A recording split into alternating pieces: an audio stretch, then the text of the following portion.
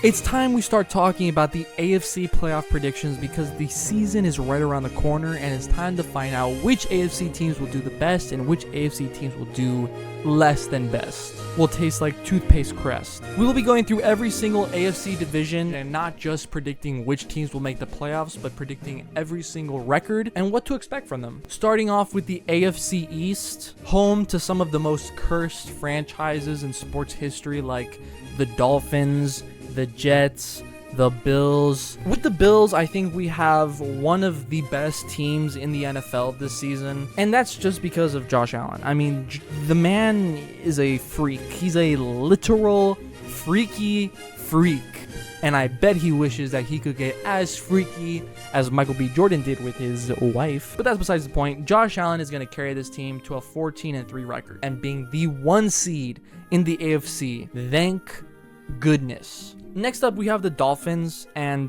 this team I'm just really sad about. I feel like they had that 70 piece that they put on the Broncos, and ever since then, it's just been a downhill ride, a roller coaster ride that just goes downward of injuries, of bad luck, bad reports, bad everything. I have this team going 5-12. And just being a real stinker. Next up, we have the Jets. And the Jets, I'm done believing in. Because the Jets I had doing really good last season because of Aaron Rodgers. And this team hasn't gotten any better from last season besides replacing Aaron Rodgers for Justin Fields. And guess what?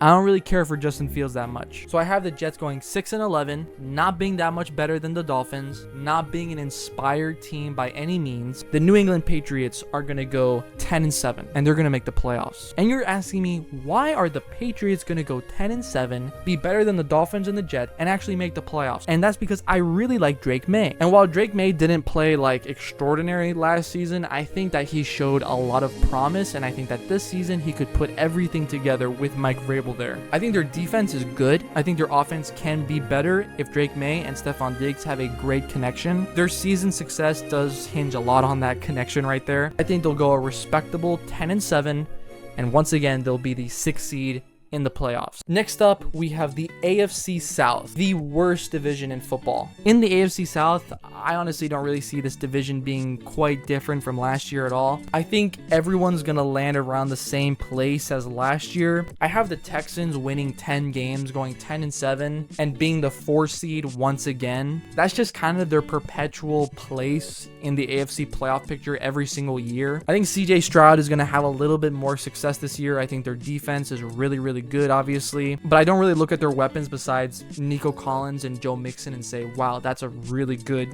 set of receivers you got there. I don't look at their offensive line and say, wow, you guys got so much better than last season. Next up, we got the Jags, and I think they're going to do a little better than last year. They're going to miss the playoffs, but I think it's going to be by a narrow margin. I think they're going to go 8-9. Trevor Lawrence is going to play better than last season. He's going to have Brian Thomas Jr., a top 10 receiver, and Travis Hunter, who I think is going to be good. I think he's going to be a good player for them. Their defense, I don't look as being very good, but if their offense can just carry this team, yeah, this team could be, decently competitive. Next up, we have the Titans, and yeah, this is a dumpster fire. They're going 4-13. I like Cam Ward, but I don't see this being a breakout season for him. Like, I don't see his rookie season being a Jaden Daniels situation by any means. I think there's going to be a lot of growing pains. I think it's going to be a lot of interceptions, a lot of mistakes, and that's fine because this is the first season. And next up, we have the Colts. The Colts are a really weird team because I feel like they have a lot of good pieces, but then the quarterback situation is like the worst in football. I think if you're announcing at the beginning of the season that your starting quarterback, who you drafted 4th overall, just got beat out in training camp by Daniel Jones, Danny Dimes, the man, the myth, the legend himself, who's a real stinker. He's a lemon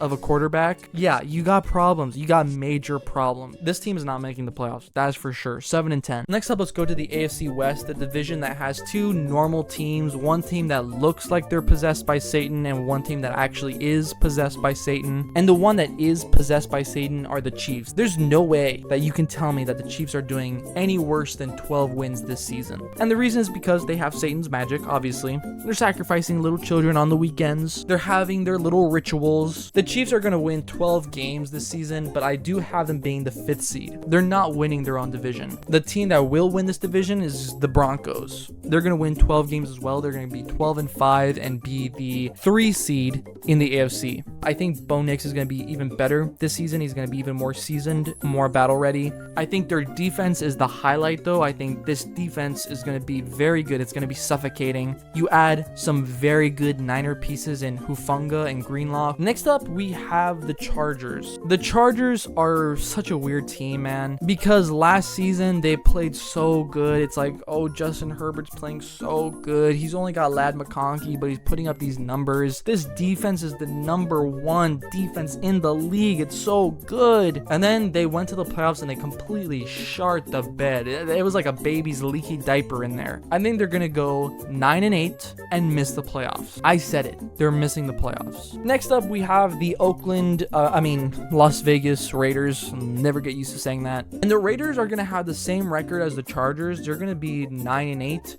but I think they're gonna make the playoffs. They have Geno Smith, who is a pretty good quarterback. Okay, maybe he's not pretty good. Maybe he's good. He's dynamic. He can throw the ball across the yard. He'll also throw a lot of interceptions. That's why they're not going to win 12 games. They're going to win 9. But they have Ashton Genty. They have Jacoby Myers. They have Brock Bowers. I think they're going to have a pretty good offense. You do have Max Crosby, who can just change the game. And last but not least, let's move to the AFC North. Once hailed as the best division in football, besides the NFC North, because the NFC North really took that title. Once declared the grittiest division in football. Once declared the rough and tumble bruiser division of the NFL, and now I think they're going to be pretty mediocre. First up, we have the Bengals. I think it's going to be the exact same story as last season. This team literally did not change from last year. No major coaching staff change besides the defensive coordinator. No major addition or subtraction from offense. No major addition or subtraction from defense. I have this team pretty much like finishing the exact same way, like looking like they could make the playoffs and then just falling short.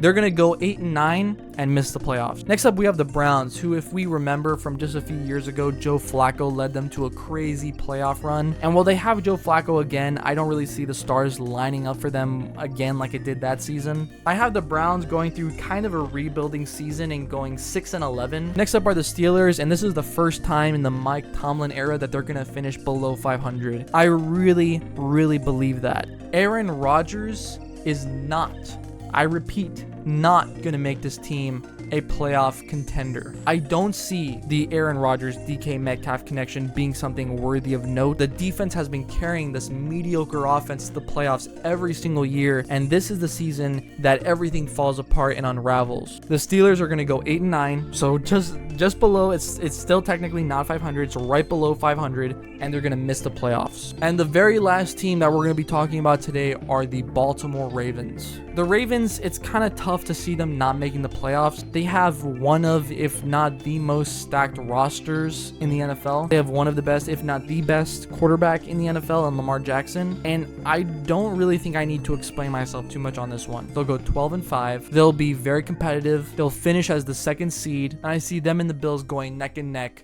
into the playoffs. If you want to watch my NFC predictions, I already did a video on that. Please subscribe to this channel. Thank you so much for watching. Take it easy.